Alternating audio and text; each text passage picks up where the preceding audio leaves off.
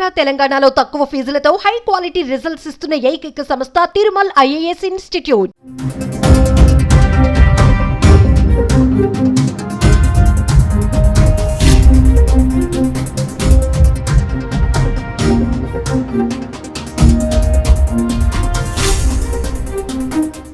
China virus HMPV వచ్చేస్తోందంటూ దేశవ్యాప్తంగా ఆందోళనలు మొదలయ్యాయి.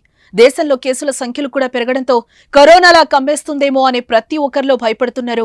కేంద్ర రాష్ట్ర ప్రభుత్వాలు కూడా అలర్ట్ అయ్యాయి. ఇప్పటికే ఆందోళన అవసరం వద్దని చెప్తూనే ముందస్తు జాగ్రత్తలు తీసుకుంటున్నాయి.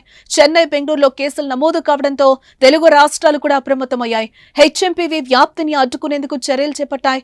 రెండు రాష్ట్రాల్లో హెచ్ఎంపీవీ కేసులు లేవని ప్రభుత్వాలు చెప్పి భయాన్ని కూడా తగ్గించాయి. కానీ హైదరాబాద్ లో డిసెంబర్లోనే 11 హెచ్ఎంపీవీ కేసులు నమోదైనట్టు మణి మైక్రోబయాలజీ ల్యాబ్ ప్రకటించడం ఇప్పుడు సంచలనంగా మారిందని చెప్పుకోవచ్చు.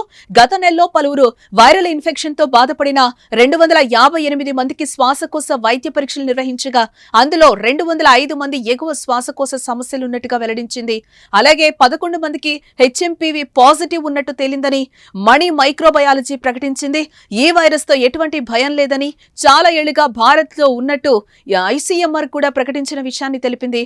మణి మైక్రోబయాలజీ ల్యాబ్ తాజాగా ఒక ప్రకటనతో అంతా ఒక్కసారిగా షాక్ అయ్యారు. ఇతర దేశాలు, రాష్ట్రాల్లో వైరస్ వ్యాప్తిపై భయపడుతున్న ప్రజలకు హైదరాబాద్ లో 11 కేసులు నమోదై వారంతా డిశ్చార్జ్ అయ్యారని చెప్పడం ఇప్పుడు చర్చనీయాంశమైంది.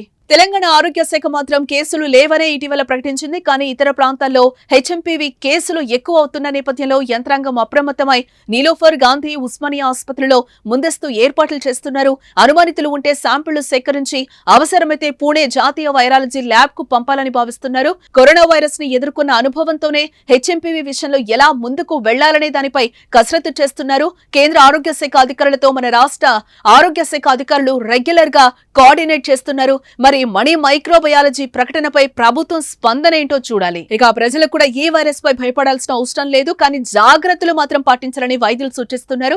దగ్గు, తుమ్ముతున్నప్పుడు నోటికి లేదా ముక్కుకు హ్యాండ్ కర్చీఫ్ లేదా టిష్యూ పేపర్ ను అడ్డు పెట్టుకోవాలి. సబ్బు లేదా ఆల్కహాల్ తో కూడిన శానిటైజర్ తో తరచూ చేతులను శుభ్రం చేసుకుంటూ ఉండాలి. అధిక సంఖ్యలో ప్రజలు ఉండే ప్రదేశాలకు వెళ్లకూడదు. అలాంటి ప్రదేశాలకు వెళ్లితే జాగ్రత్తలు మాత్రం ఖచ్చితంగా పాటించాలి. ఫ్లూతో బాధపడుతున్న వారికి దూరంగా ఉండాలి. జ్వరం, దగ్గు, జలుబుతో బాధపడుతుంటే బహిరంగ ప్రదేశాలకు అసలు వెళ్లకూడదు. పౌష్టికాహారం తీసుకోవాలి. బహిరంగ ప్రదేశాల్లో ఉమ్మి వేయకూడదు. దగ్గు, తుమ్ములు, జలుబు వంటి లక్షణాలు ఉంటే ముందు జాగ్రత్తగా వైద్యులనైతే సంప్రదించడం చాలా మంచిది. హెచ్ఎంపీవీ చిన్నపిల్లలు, వృద్ధులపైనే దాడి చేస్తుంది కాబట్టి వారిని మనం జాగ్రత్తగా చూసుకోవాల్సిన అవసరం ఎంతైనా ఉంది.